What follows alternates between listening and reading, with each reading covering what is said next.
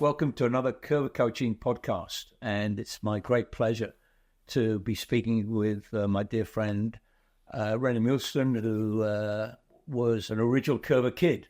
So in our 40th year of Coerver Coaching, it's fantastic to be with René. So René, thank you very much for taking the time. I know you're very busy. You're now working in Australia, right? I am, yeah, as the assistant coach for the Socceroos, as they're called. So, yeah, 2 World Cup qualifiers coming up next month. So I'll be flying out very soon. But yeah, I've been doing that for the last 5.5 years. Enjoyed it. So René, I watched Australia, Argentina in the last World Cup. Tell me about that. I mean, my favourite player was playing Messi. Tell me about that and what he did to you. What he did to us, to be fairly honest, what he did to so many. But, I mean, he's obviously exceptional. And just to be basically rubbing shoulders with, you know, a footballing great like that. We are so fortunate being growing up, basically with so many great players over so many years. I mean, you talk about 40 years of Coerver Coaching. You go back 40 years. You look at the top players then. Yes. And you go back to all the way to Di Stefano, Puskas, Cruyff, Beckenbauer, Pele, all the way to Charlton, Best, Maradona, and you end up with obviously Messi, Ronaldo, Mbappe now. So we've been very fortunate to have seen so many great players. But that game was so special. It was special in so many ways, because for me it was like almost, a circle, around a full circle, because I started my career working with Will Coerver in Qatar. Yes. The World Cup was in Qatar. So I still got a lot of friends there. Yeah. A lot of things have been said, but the one thing that you have to say, apart from all the other things, is the World Cup, the way that it was organised, was absolutely fantastic. Yeah. The stadiums, brilliant, fantastic, the atmosphere. And when we played Argentina, you ask yourself where they're coming from, all those Argentinian fans, because it was a sea of blue and white. Really? And the noise was unbelievable, but not hostile at all, not hostile. And what I really felt and within that game and how far we've come on with Australia is that we have definitely changed the perception of a lot of people about what they think about Australia, because a lot of people, when they always talked about Australia, well, they're fit, they're very hard working, they're very well organised, very hard to beat or to break down. But nobody was talking about us the way that we played, the intent that we played, and that has changed. And I think that showed that bravery, that courage, that showed the way that we played against Argentina. Now, the one thing that really is annoying is obviously in those games, you cannot afford to make one mistake because it will cost you, which it did. And we did come back into the game, and we did push them all the way to the end. And I have to say, if we would have, and the funny thing was, Messi actually acknowledged that to some of our other people that were around, and he said, if you guys would have got an equaliser and if we would have got to extra time, I would have no idea where that would have gone. So that is testament to how well we did. Did you have a plan to stop him? I mean, what did you say to the players in the dressing room when you have to play against Messi? I think you need all the players, and also Messi. He's exceptional and against world class. And I think that is also sums up, I think, the bottom line of Will Coerver's methodology and all that. You can't defend against world-class players. You can't defend against unpredictability. And Messi is, one of the best exponents of it. But Messi had certain trends in his game, which is, if you come from wide areas in, he tends to play the ball and follow the pass, which he did against us for the first goal. You cannot let him go. You have to track. Right. You know that's going to happen. Now, if you don't track, which we didn't, again, the ball fell for him. A little bit lucky in some way, but it fell for him, and he just passed it into bottom corner. So that's interesting. As a coach, René, you tell players if they don't do it.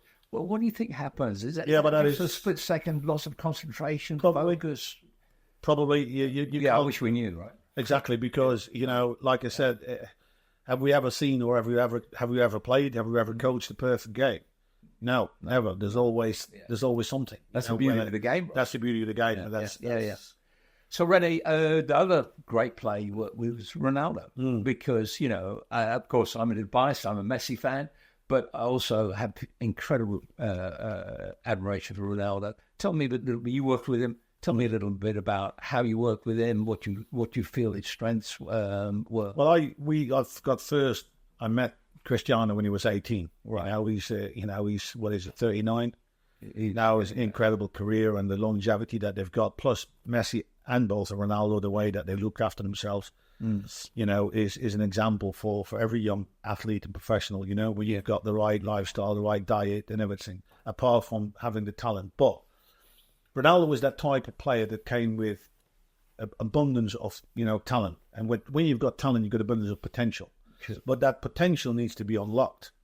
It can be in there. If it's not been brought out, then nothing will happen. So when he came, he was obviously a very talented player with bags of potential, but he wasn't the finished article.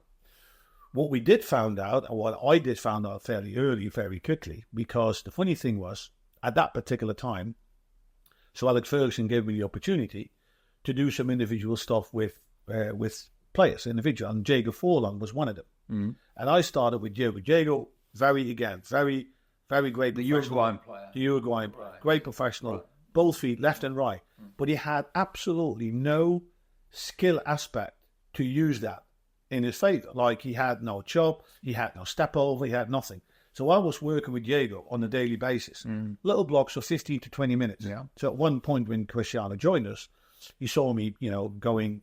Was this the Coerver? That was Coerver, yeah. That was all the Coerver work. Yeah. So I went with Diego and took him through the whole thing. The only difference is if you start with young kids, as you know, Alfred, it's like the pyramid thing. Mm. You're obviously given the broadest base possible. Sure. When you work with players that play at the highest level already, you have to tune in their position specific and see what works for them very, very quickly and nail that. And that's what I was doing with Diego. So I wanted him to, let's say, fake to the left-hand side, come back on the right, and then have a shot with the right, and vice versa. But all the stuff that we did, the fast feet work and all, and incorporating the moves and the turns or whatever. And Cristiano saw that, and he said, can I join in? Yeah, of course, no problem. And straight away, I could see that sort of willingness, that everything that he knew that was going to make him a better player, he would embrace. Yeah. And he was very, very keen from the first moment on. He was very adamant what he wanted. I told him, I said, great, I know exactly what you want. And he looked at me like, how do you know? Yeah. He says, I know. You want to be the best player in the world. He says, but are you going to be the best player in the world tomorrow? He says, no.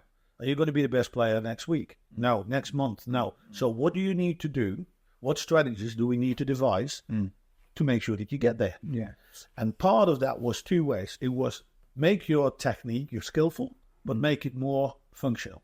At the moment, there's a lot of things happening on the pitch, but really it doesn't lead to any end product. And the individual skill element in the game is only there for one reason, to create a better situation. Yeah. Right? Game effective. Yeah. And the combination to find that within skill element and combination, that makes you unpredictable because the defenders don't know what you're doing.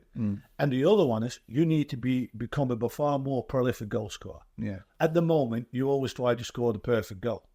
But you need to become a goal scoring machine, which is the quantity. The more you score, the more it will add up, the more important you're going to be, the more games Manchester United is going to win, the more games you win, the more chances you have to win trophies. Right. And that is the route that you need to follow.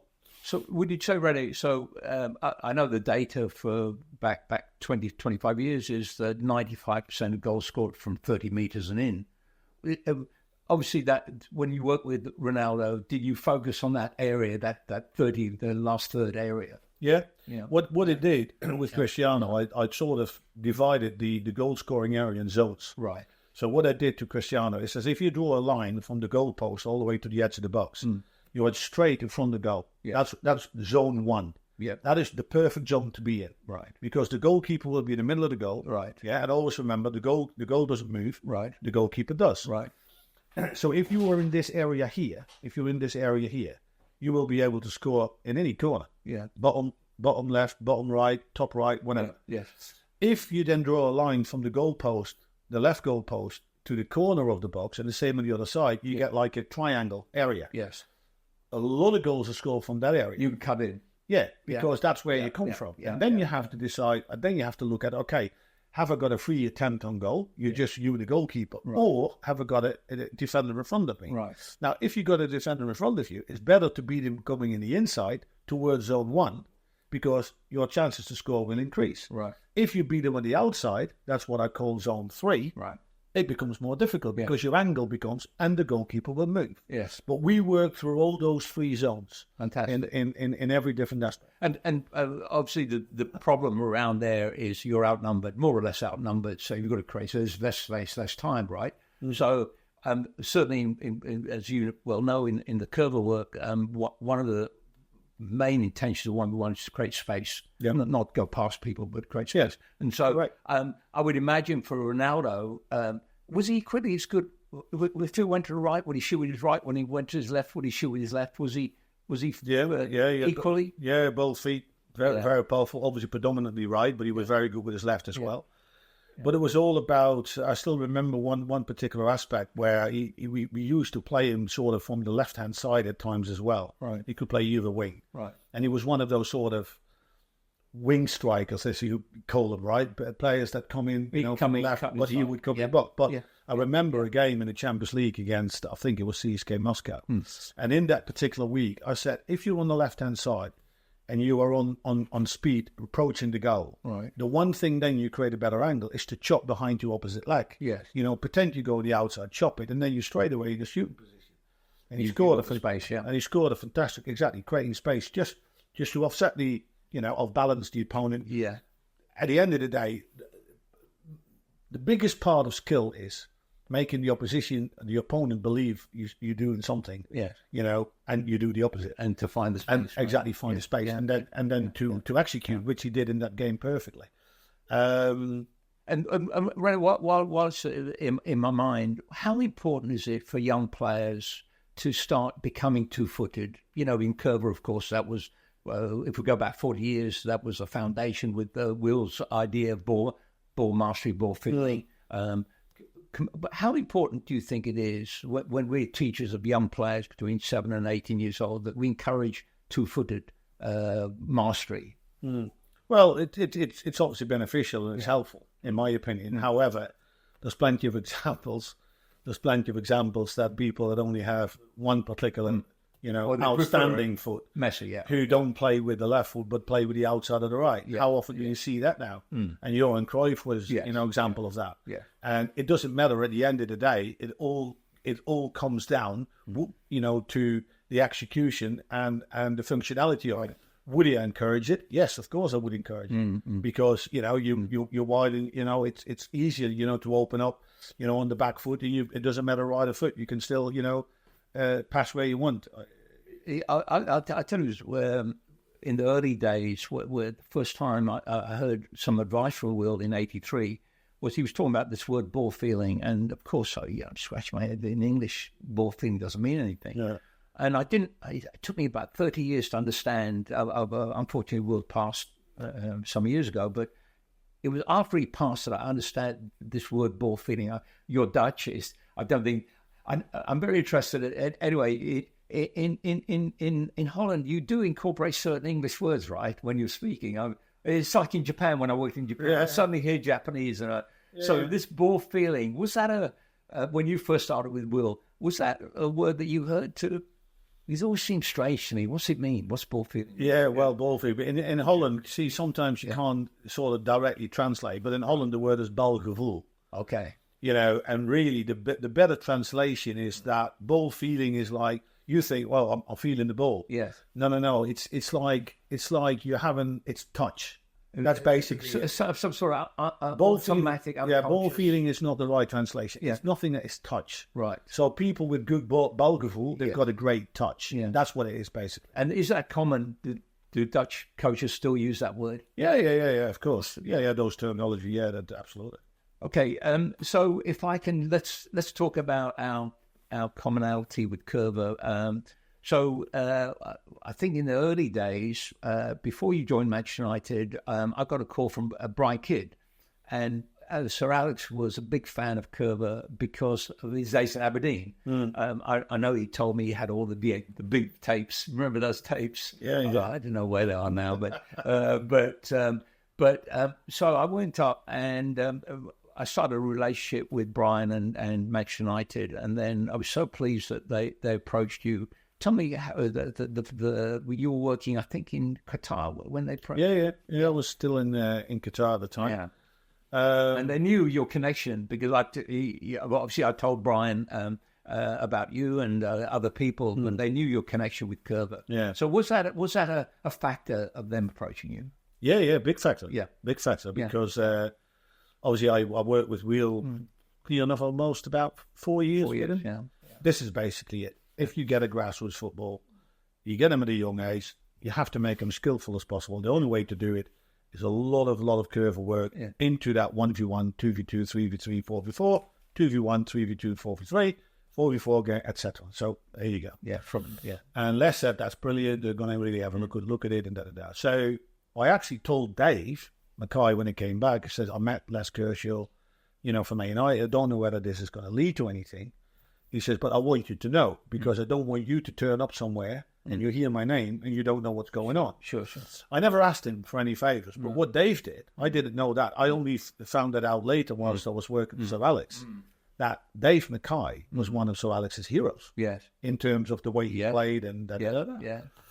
But Dave picked up the phone to Sir Alex and said, listen, I believe that your academy manager has been speaking to such and such. Yes. I know René, I've worked with him in Qatar, and I can recommend him, as a coach, as a person.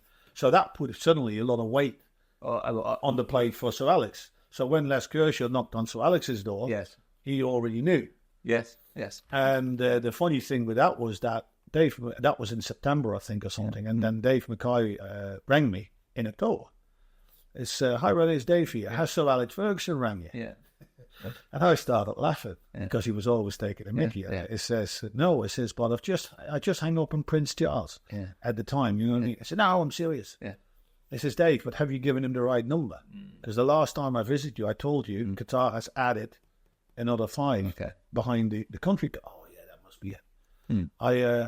And 10 minutes later, Sir Alex rang and he said, I got the phone number from Dave Mackay and we had a chat for about 15, 20 minutes and then he invited me to come in January when I had a break. Yes.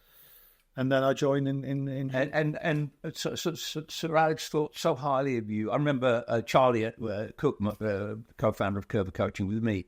I think Sir Alex admired Charlie too. Charlie was a top Scottish player. And I know Alex, when Charlie and I went to see him, was very keen on Coerver because of his days at Aberdeen.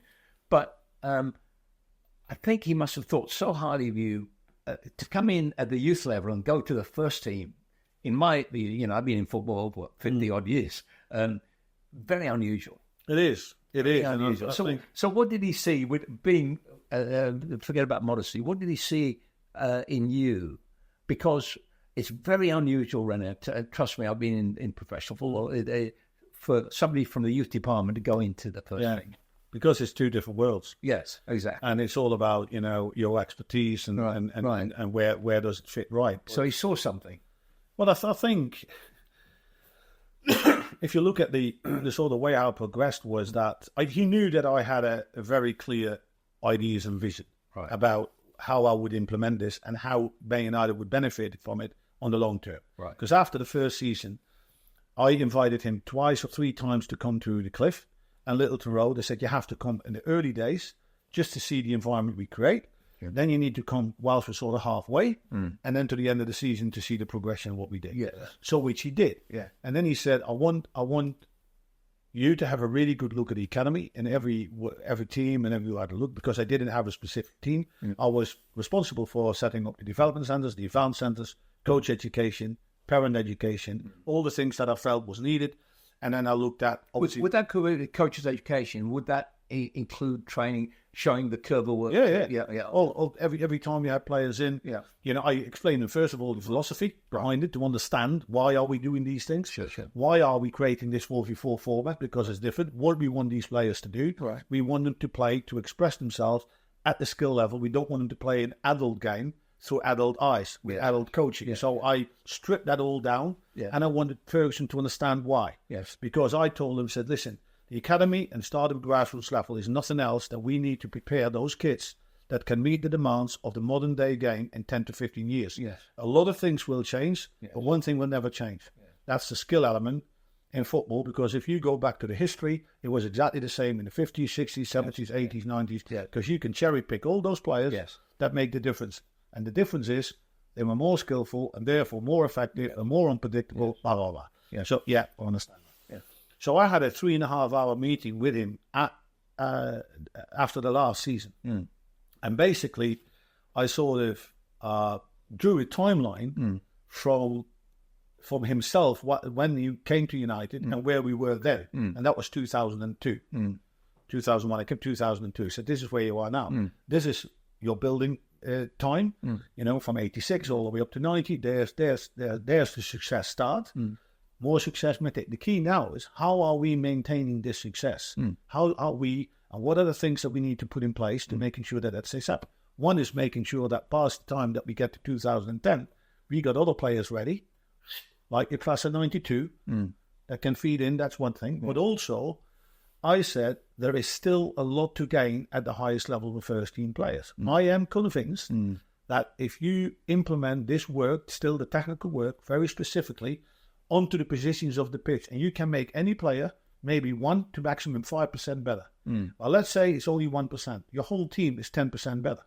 That 10% will make a massive difference of you retaining the league or the Champions League or whatever. So what's very interesting to me is that all over the world now, curves all over the world and pro clubs as well as grassroots, is that the difference between everybody, the perception was Coerver Coaching is for under 12 players. But you actually took that and expanded that. And the question I would ask you is, what's the difference, and there's a lot of coaches listening in, to working with, say, under 14 players and then first-team players? Apart from the physical difference, I understand that. And then No, I think it's... But as far as the technical side goes... Yeah, you need to be very specific. By far, the younger the players are, the more...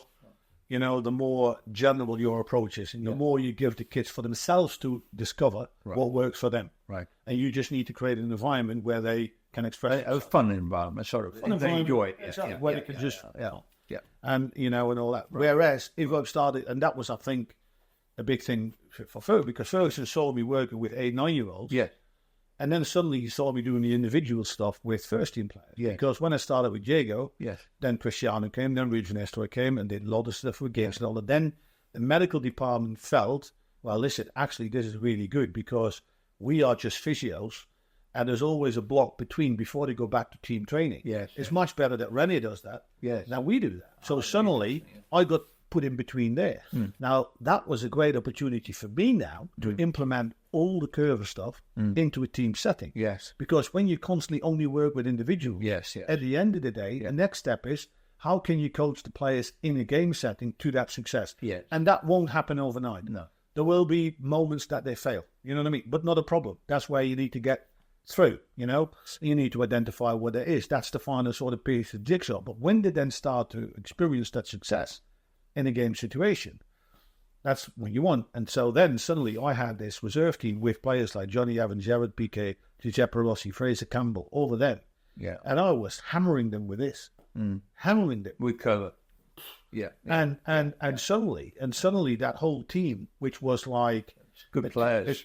A team with less or no confidence, there was no identity, there was nothing, there was no culture. And that is the sort of things that I said, because the most important thing what you need to create is, in every setting, is the environment needs to be right, otherwise you can't create culture. And within that culture, you create identity. And I wanted, and I said, what do we want? What do we want to see? I want everybody to go to watch that reserve team go, wow, did you see them play? You know what I mean? Yes. And every single player in every position, I said, if you get into a 1v1, you need to have the ability, if there's no pass on, to get yourself out of trouble. Without really just hoofing the ball up the pitch.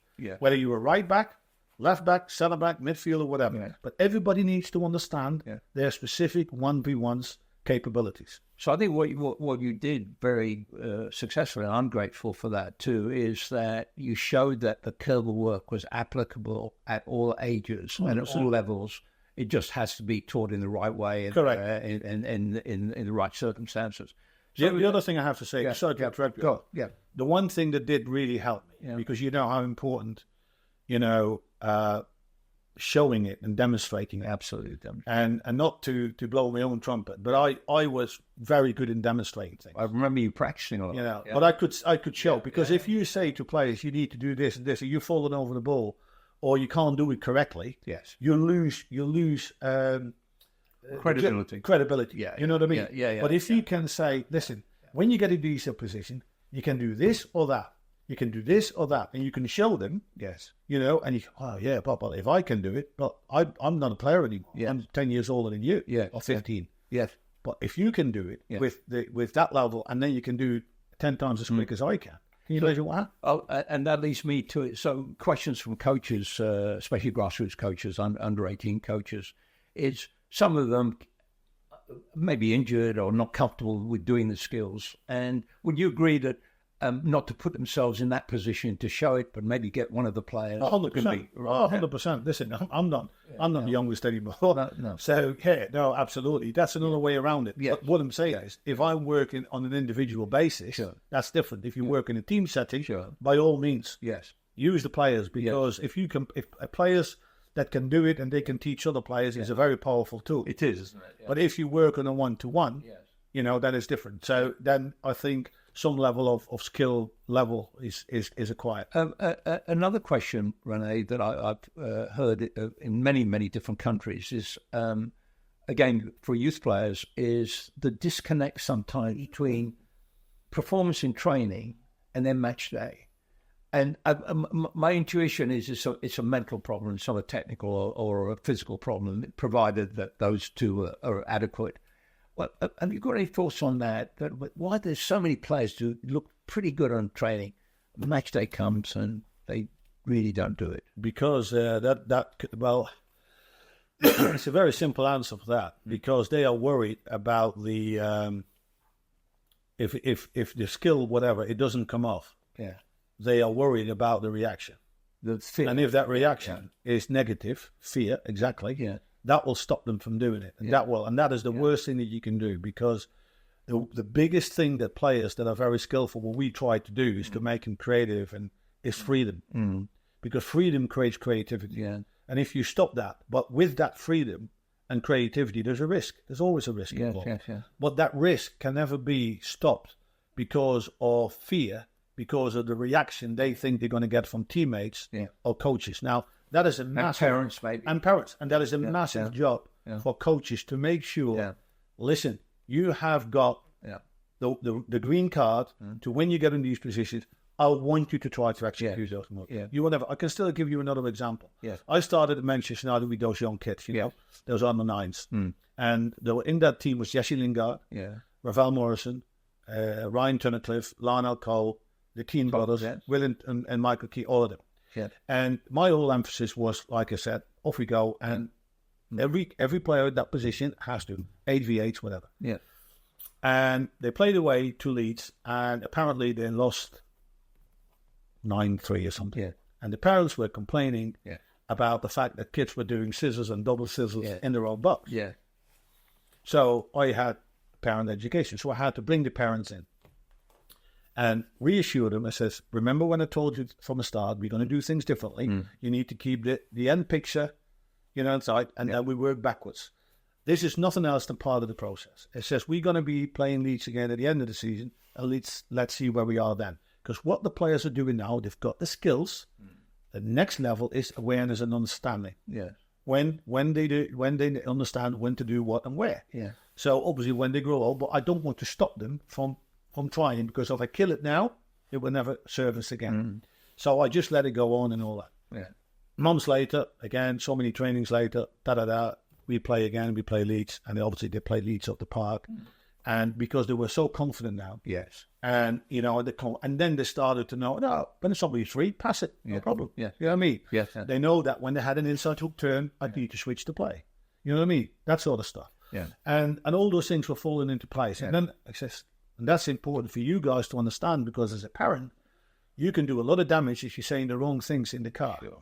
So we also instructed them, what are the sort of questions you ask when you get in the car? Yeah. It's not about did you win? No. Yeah. Did you enjoy it? Did you learn anything new? Yes. What was the most exciting thing you did today? Those are the things that you need to ask. I think that's a fantastic thing. Maybe parents should have not a rule book, but some advice on before the game, during the game, after the game. And people like you and I who've been around so long may be able to give that advice. But what I take from that, which I totally agree with you, is the importance of confidence in performance, the link between that. And I remember my years in Japan, where in Japan, culturally, mistakes are a part of learning. I mean, nobody gets criticized for mistakes. When I go and see my grandkids play, I don't know if you've been to watch youth soccer lately, but even when I was in Australia or other countries, I just can't believe things I hear. Listen, it is scary. It is scary, and you think to yourself, in many ways, we're still in the dark ages. It's disappointing. It is very disappointing because at the end of the day, the only thing that we are concerned about is the welfare and the enjoyment of the kids playing football in a way, that we want them to do, because we know that there's a far broader. Not everybody that's get exposed to Coerver Coaching is going to be a top professional, of course. But every kid, and that is my experience, and I've worked at every single level you can imagine. And I've exposed them, all single one, boys and girls, to Coerver Coaching.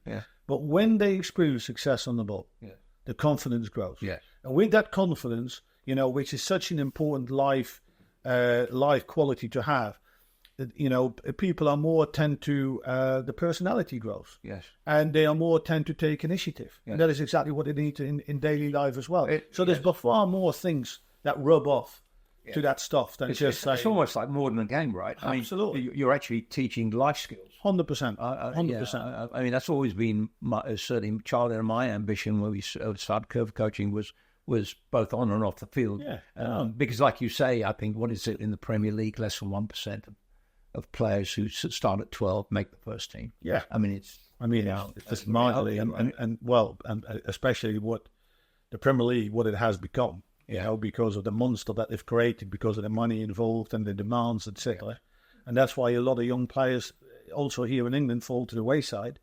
Because the managers are so much under pressure in every league. It doesn't matter whether you're League 2, League 1, the Championship or Premier League, because every ownership has certain aspirations and expectations, and therefore young players a lot of times don't get the chance, to basically learn to play that level. Because when you're a young player and you've got a lot of talent or potential, whatever it is, but still it will go with ups and downs.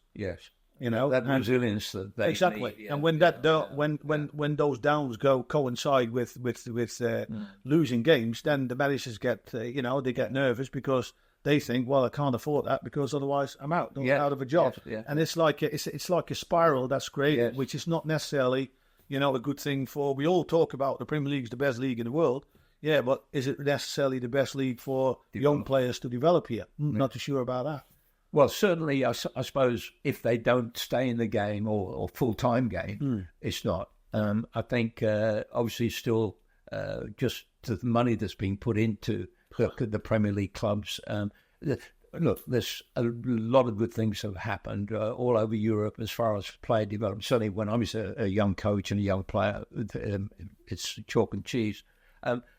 René, another question I get, sometimes from parents too, is, well, what should they be looking for in a youth coach? They want to find a club or a team for their kid. What qualities would you say that a good youth coach? I mean, good meaning effective. Let's say they're good character. First of all, the guy needs to be age related in the terms of the kids that he's working with. Right. So you mean want to work with that age group? Yeah. So if you work with 7, 8, 9-year-olds, that acquires different skill set than 12, 13, 16, and 18. So that is one thing. So he needs to have that, expertise, in my opinion, because, at the end of the day, and it's a shame really, but it's such an important industry that we can't really afford it to have it run by just volunteers.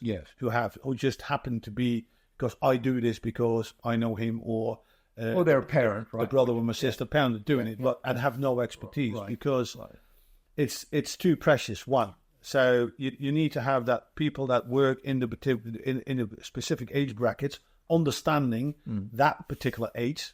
How do you communicate with it? What environment do I create in a training session? So if you are like I said, between 6 and 12 for me is predominantly, around all the skill set, developing the skill set, creating those small-sided games. And then eventually when you get to that 12, 13, 14 bracket, it's more of the awareness, understanding comes in, because the identity of the player comes in. But it's all about creating the right environment.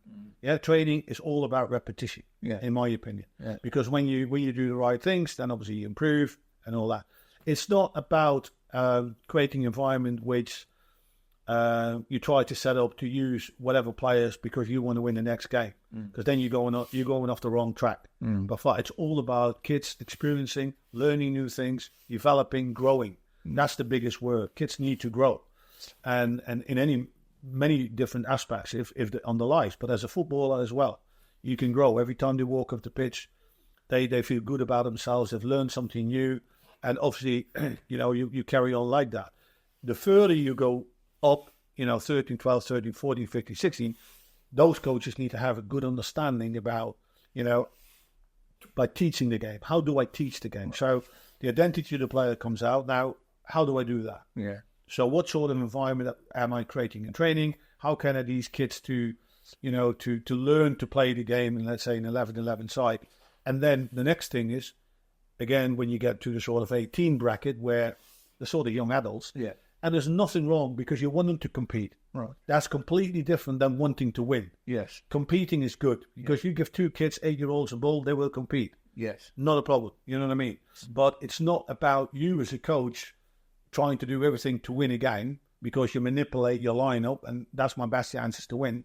And there's nothing wrong. Don't get me wrong. I've got nothing against winning. Yeah. You know what I mean? Yeah. At the end of the day, the bottom line for every coach is, have I give every kid the opportunity to become a better player? Yeah. Have I give every team the opportunity to become a better team? That's the bottom line for coaching for me. Do you think that in youth, at the youth level, we should redefine what winning means, when we communicate? In other words, you could say for a young player, under 14, 15, that winning, you could redefine the definition of winning as improving. So, because we've got to speak to parents, we've got to speak to other coaches, etc. Maybe, what do you think of that? In that, a lot of it is communication. So, winning, you can win by the score, 2-0, 2-1. Exactly. But you can also win by improving. 100%. I would define it more like success. What does success look like? Yeah. And one of the elements of success is, yes, we've won the contest. Right. We won the game. But is that the be and end all? No. Because that success is far broader. And if I see my team playing and expressing themselves and play with a smile on their face, that's success to me. Because I see them grow. Yeah. I see them play without fear. Yeah. I see them trying to do the right things. And that is what success should look like, and not necessarily be measured on a score. And the other thing, René, I think you'll find it because you got to go all over the world like me and speak to coaches, is coaching courses. So I've got UEFA courses. CONCACAF just come back from doing CONCACAF and one in Argentina, course in Argentina. And for me, the courses are good. They're expensive and they're long. What we've tried to do in Coerver Coaching is offer sort of short courses for the grassroots coach, the parent, etc. Things that people now online you can teach now. I think it's acceptable you can teach. What do you think about coaches of grassroots, under 18, mothers and fathers, volunteer coaches going on courses? I think it's good because I think they've got an interest and they want to learn more about it, the subject, which I think is important, because I'd rather have, any parent or any volunteer that wants to do something in coaching, I'd rather have him doing sensible things and talking the right things to kids than rather just come up with some prehistoric ideas of himself, which you still see a lot. But the thing, and that I think, for me, it is no other way around it, in my opinion, than introducing every young boy and girl, to the Coerver Coaching methodology, because it's the basic, it's the base that the foundation that every kid needs to have. Now, the problem with that is, one, you need to have an understanding how it works. But for very young coaches, if you say, could you give any young coaches advice?